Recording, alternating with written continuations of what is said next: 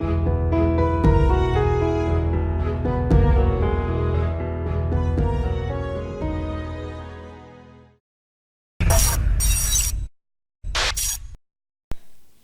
Coríntios, capítulo 1, a partir do versículo 1.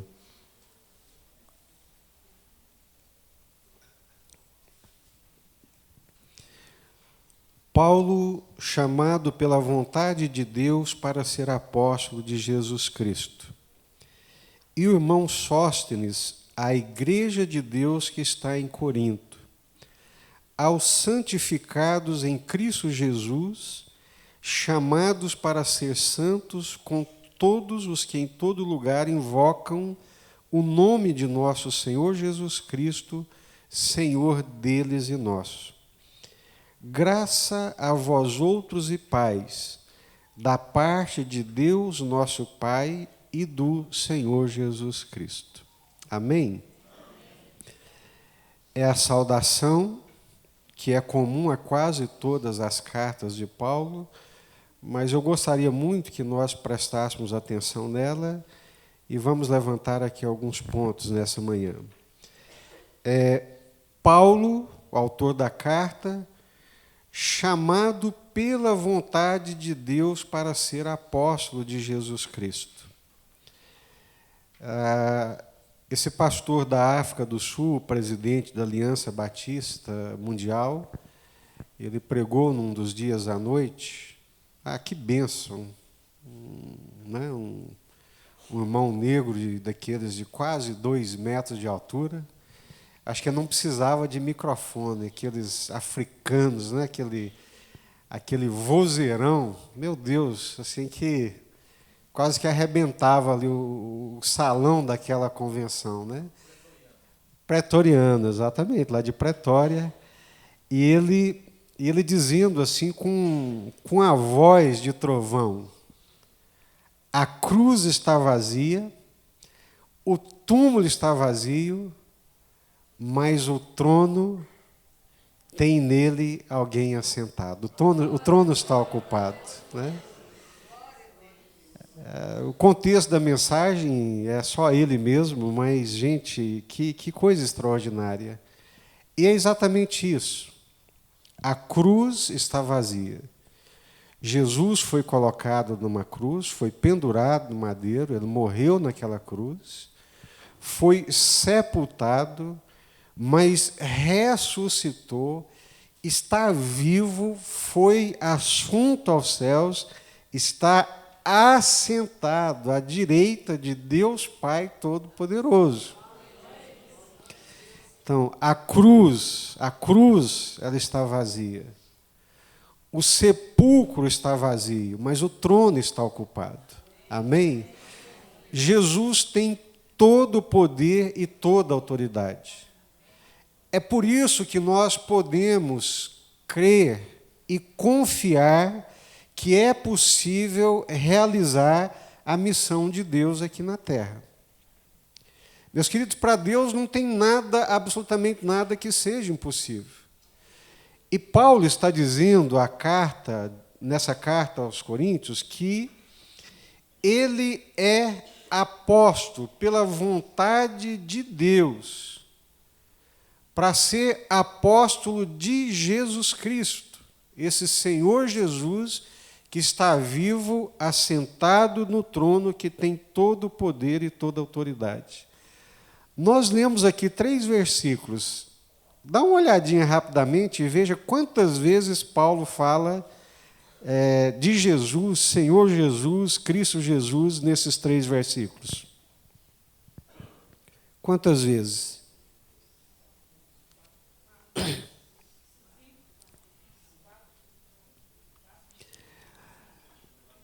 Chamado pela vontade de Deus para ser apóstolo de quem? A igreja de Deus que está em Corinto, aos santificados em Cristo Jesus, chamados para ser santos, com todos que em todo lugar invocam o nome de Jesus, Senhor deles e nosso, graça a vós outros e da parte de Deus Pai e do Senhor Jesus Cristo. 5 vezes, né? Ou seja, Paulo é o que é e faz o que faz por causa do Senhor Jesus Cristo.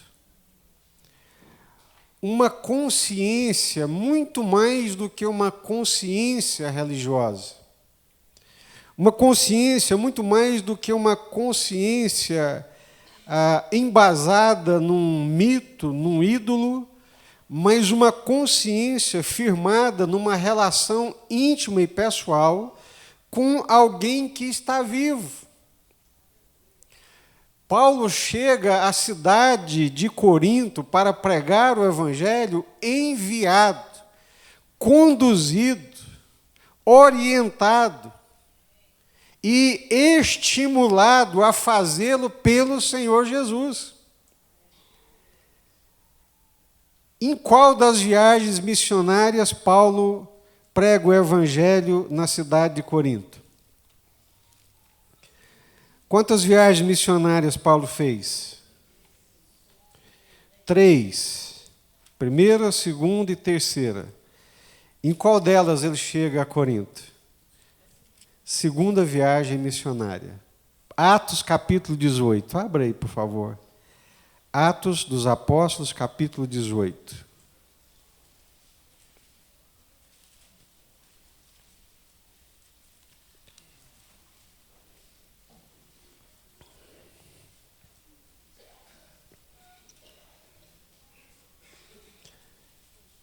Atos, capítulo 18.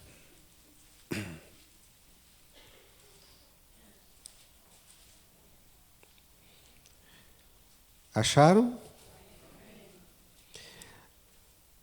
Depois disso, deixando Paulo Atenas, partiu para Corinto. Lá encontrou certo judeu chamado Áquila, natural do Ponto, recentemente chegado da Itália com Priscila, sua mulher, em vista de ter Cláudio decretado que todos os judeus se retirassem de Roma. Paulo aproximou-se deles e, posto que eram do mesmo ofício, passou a morar com eles e ali trabalhava, pois a profissão deles era fazer tendas. E todos os sábados discorria na sinagoga, persuadindo tanto judeus como gregos. Quando Silas e Timóteo desceram da Macedônia, Paulo se entregou totalmente à palavra, testemunhando aos judeus que o Cristo é Jesus. Opondo-se eles e blasfemando, sacudiu Paulo as vestes e disse-lhes: sobre a vossa cabeça o vosso sangue. Eu dele estou limpo, e desde agora vou para os gentios. Saindo dali, entrou na casa de um homem chamado Tício Justo, que era temente a Deus. A casa dele era contígua à sinagoga, mas Crispo, o principal da sinagoga, creu no Senhor com toda a sua casa. Também muitos dos coríntios, ouvindo, criam e eram batizados. Teve Paulo, durante a noite, uma visão em que o Senhor lhe disse: não temas, pelo contrário, fala e não te cales, porquanto eu estou contigo, e ninguém ousará fazer-te mal, pois tenho muito povo nessa cidade. E ali permaneceu 1 ano e 6 meses, ensinando entre eles a palavra de Deus. Amém? Quando ele estava pensando em desistir, quando ele estava achando que seria difícil demais a resistência dos judeus, trabalhar com as próprias mãos para se sustentar e pregar e realizar o ministério, quando ele está ali pensando se a coisa vai ou não vai, o Senhor da obra, que está vivo, que conhece todas as coisas, manifesta ali, entra no seu sonho e numa visão lhe diz: Paulo, não temas, porque eu sou contigo. Amém?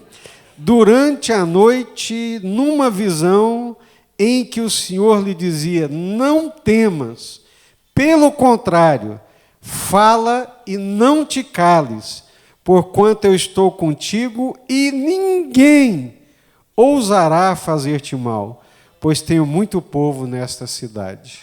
Amém, meus irmãos? O Senhor está vivo, o Senhor tem todo o poder e toda a autoridade. Uma outra coisa marcante nessa nossa Assembleia Geral da Convenção, porque estava lá o pastor Andrew, que foi preso na Turquia durante quase 2 anos. Ele estava presente nessa Assembleia, juntamente com a esposa dele. E ele compartilhou conosco, irmãos. Ele foi no consulado, junto com a esposa, para renovar o visto. E quando eles chegaram no consulado para renovar o visto, eles já foram imediatamente presos. O normal é você pegar um estrangeiro missionário e deportá-lo. Ao invés de deportados, eles foram presos, e ele, preso, passou agora a ser acusado de terrorista. Havia tido um motim no país que tentara derrubar o governo, e ele agora era acusado de fazer parte daquele amotinamento para derrubada do governo. E ele disse que foi lançado na solitária, incomunicável, e depois foi colocado numa outra cela junto com não sei quantas pessoas muçulmanas que rezavam o Corão o dia inteiro na cabeça dele, sabe, uma coisa de doido. Ele pensava que seria liberto nos próximos 20 dias e aquilo se transformou em 2 anos de prisão. Ele disse que naquele vale, daquela prisão, ele teve que lutar para não perder a fé, porque muitas dúvidas lhe vieram à cabeça. Se Deus é o Deus que eu prego que é, por que não me liberta? Se Deus tem o poder que tem, como eu creio, a Bíblia fala, e eu preguei a vida inteira, por que Ele me deixa nessa situação? Aí vieram as dúvidas. Se Deus é um Deus de amor, por que Ele me permite permanecer sofrendo longe da minha família, dos meus filhos, ameaçado de uma prisão perpétua, de no mínimo perpétua, no mínimo 35 anos? E aquilo foi quebrando, foi moendo, arrebentando com ele, até o ponto dele chegar a dizer: Senhor, independentemente de eu sentir a tua presença ou não, eu te amo. Independentemente do Senhor me libertar ou não, eu te amo, Senhor. Independentemente de ver os meus filhos, que eu gostaria muito de vê-los novamente, mas se não os ver, eu te amo, Senhor. Ele diz que foi um tempo na vida dele de provação, de teste, de prova, de teste, que hoje ele entende que era uma prova e teste para coisas maiores que Deus tinha para a vida dele, como ele está vivendo agora e como nós estudamos em Tiago, capítulo 1. Então, foi essa luta. Mas o povo de Deus orando, a China orando, Coreia orando, Brasil orando, Estados Unidos orando, oração, clamor a Deus, e no tempo certo, na hora de Deus, quando ninguém imaginava que seria possível, Deus agiu e aquele homem estava lá. Nós pudemos vê-lo. Conversei com ele, né? A Márcia conversou com ele, conversamos com ele, né? Eu falei para ele: olha, é muito bom tê-lo aqui durante esses dias, porque a nossa igreja estava orando por você, para Deus te libertar. E eu lembrava que numa das nossas reuniões de oração, o pastor Josué ali de joelho, Senhor, liberta o pastor André, tem misericórdia daquele homem, né? Foi o pastor José, não o conhecia, não sabia quem era, estava orando por ele, e Deus ouve as nossas orações, porque a cruz está vazia, o sepulcro está vazio, mas o trono está ocupado. O Senhor Jesus ouve as nossas orações. É assim que nasce a igreja de Corinto, é assim que Paulo chega lá. Depois de passar por Atenas, ele chega na cidade de Corinto. Como é que você imagina a cidade de Corinto? A cidade de Corinto é uma cidade portuária, onde todo o comércio que vem do Oriente para poder chegar ao Ocidente, a Roma, o centro do mundo, passa por Corinto. Então, era uma cidade cosmopolita. Eu já visitei algumas cidades que são também cidades cosmopolitas. Gente de tudo quanto é banda do mundo. Promiscuidade terrível. Prostituição, homossexualismo, roubo, pilantragem, riqueza, tudo quanto você imaginar. Essa era a cidade de Corinto. Uma cidade conhecida pela riqueza, por causa desse fluxo mercantil, mas também conhecida pela imoralidade, a imoralidade sexual. Havia, inclusive, as prostitutas cultuais, né? Um templo no alto da colina, que chegava à noite, mais de 1000 prostitutas desciam daquele templo e iam para a cidade, para as suas prostituições. Muita prostituição, homossexualismo, roubo, vilipêndio, tudo que a gente assiste em algumas cidades hoje em dia. Alguém chegou a comentar que você, se for imaginar a cidade de Corinto hoje, pensa em São Francisco, nos Estados Unidos. Essa cidade promíscua, libertina, de um fluxo de gente e de riquezas. Pensa em outras cidades, né, que são cidades portuárias e cosmopolitas.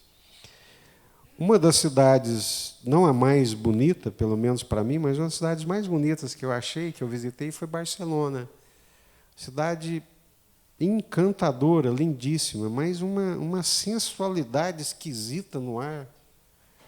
Uma coisa que você entra nos metrôs e sai dos metrôs e passa na rua, aquele espírito, sabe, assim, de sensualidade, de promiscuidade, uma coisa assim estranha, que você não pega, não toca, mas que você espiritualmente sente. Corinto era assim. E é nessa cidade que Paulo chega e que o Senhor Jesus diz para ele: não te cales, fala. Eu tenho muito povo nessa cidade. Aos olhos humanos, quem olhasse para aquela cidade, vai, não, tem gente de Deus aqui, nem pensar. Mas presta atenção, irmãos. O Evangelho, ele transforma. Paulo vai escrever a esses mesmos irmãos da igreja de Corinto: olha, alguns de vocês foram adúlteros, prostitutos, ladrões e mentirosos. Vocês foram outrora, mas agora vocês foram lavados, vocês foram transformados pela fé no Senhor Jesus Cristo e pela ação da palavra do Senhor Jesus. Isso é igreja. Paulo, apóstolo de Jesus Cristo, e irmão Sóstenes, a igreja de Deus que está em Corinto. Corinto não é do Senhor Jesus. O que é do Senhor Jesus é a igreja de Deus que ali está. Nós perdemos essa noção de que a sociedade ela não é cristã. O mundo nunca foi, nunca será de Deus, irmãos. O que é de Deus é um grupo que Deus chama, que Deus separa pela fé em Jesus Cristo. Paulo não está escrevendo para a cidade de Corinto como não escreveria para a cidade de Anápolis. Paulo não está escrevendo para a Grécia como não escreveria para o Brasil.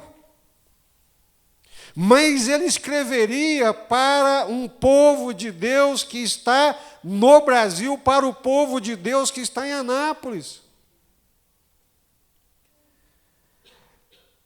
À medida que a igreja se aproxima da sociedade, toda a sociedade vira a igreja deixa de ser igreja. Porque a igreja, a eclesia, é povo chamado para fora da sociedade, tirado para fora da sociedade. O que está acontecendo conosco no Brasil hoje é que nós achamos que toda a sociedade é igreja, toda a sociedade pode ser igreja de Deus. Não é, nunca foi e nunca será. Povo de Deus é um remanescente. Às vezes um grupo grande, às vezes um grupo pequeno, mas nunca a sociedade como um todo. E volta e meia, historicamente, a igreja cai nesse conto de fada. A igreja tinha uma força espiritual extraordinária, uma força espiritual pungente, sabe? Presença do Espírito Santo, fogo do Espírito Santo, aquele povo que não temia a morte, que não temia nada, que não era apegado a nada, a não ser ao Senhor Jesus, até que Constantino veio e disse, não, o Império Romano é de Deus. O cristianismo é a religião do Império Romano. Acabou com a igreja. Enfraqueceu a igreja. Porque a força da igreja e o ser igreja está na sua consagração. O ser igreja de Deus e o poder da igreja está na sua separação. Está no entendimento, como Paulo está escrevendo aqui, olha, a igreja de Deus que está em Corinto. Então, Corinto não era povo de Deus. O que era povo de Deus era aquele remanescente que creu em Jesus, que recebeu a palavra, que aceitou a palavra, que temia a Deus, que tinha a presença de Deus no seu coração. Os irmãos entendem? Então, nunca a sociedade toda será de Deus. O mundo, irmãos, é inimigo de Deus. E nós queremos catequizar o mundo, queremos cristianizar o mundo, queremos... Aí o mundo, muito esperto que é, ele vai dizer, venha, nos abraça, faz de conta que nos aceita, mas, na verdade, ele está se impondo sobre nós. Não é ele que está mudando, somos nós que estamos mudando. Todas as vezes que a igreja se aproxima do mundo, do poder temporal, da terra, da sociedade, se alia ao mundo, quem enfraquece é a igreja. Porque a força da igreja está na sua separação, está na sua santificação, está na sua consagração. Quando nós estamos muito juntos, misturados, aceitos, abraçados, alegres, nos dando bem com o mundo, já foi. Deixou de ser igreja, virou sociedade. Perdeu o brilho, perdeu a santificação, perdeu a consagração. Ah, pastor, mas então a gente tem que ser bicho do mato, tem que ser burro, estúpido, de gueto? De jeito nenhum. Nós estamos aí, mas não pertencemos aí. O mundo vai nos odiar quando ele souber que nós não estamos nem aí para ele. Que ele não nos seduz. Aí ele mete os pés na gente, aí ele chuta. Mas enquanto ele estiver abraçando a gente abraçando ele, naquela festa, naquela alegria, está tudo bem, não tem igreja. Igreja, a palavra igreja, assembleia, eclesia, povo arrancado, povo separado, povo tirado de dentro da sociedade. Isso é igreja. Santificados em Cristo Jesus, chamados para ser santos. Isso é igreja. Você não vai chamar o porco para ser santo. Você pode lavá-lo, banhá-lo, perfumá-lo, ele vai continuar tendo natureza de porco. Então, para ser santo é quando a natureza é transformada, quando há uma ação poderosa do Espírito Santo pela fé no Senhor Jesus Cristo.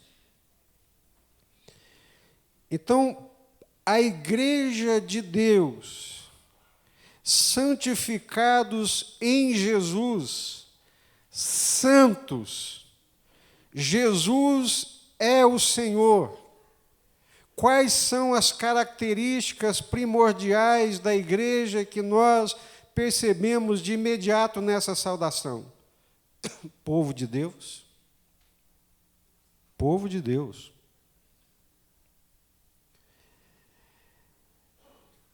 Povo de Deus, eleito pelo próprio Deus, aceito pelo próprio Deus.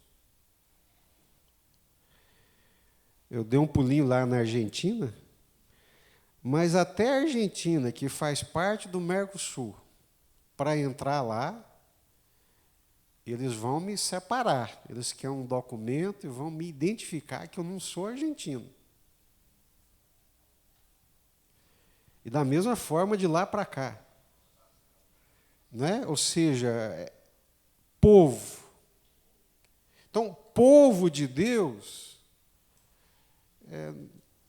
não me entenda mal, nesse mundo politicamente correto, mas povo de Deus não é para quem quer, irmãos. Não é para quem quer. Não é de qualquer maneira.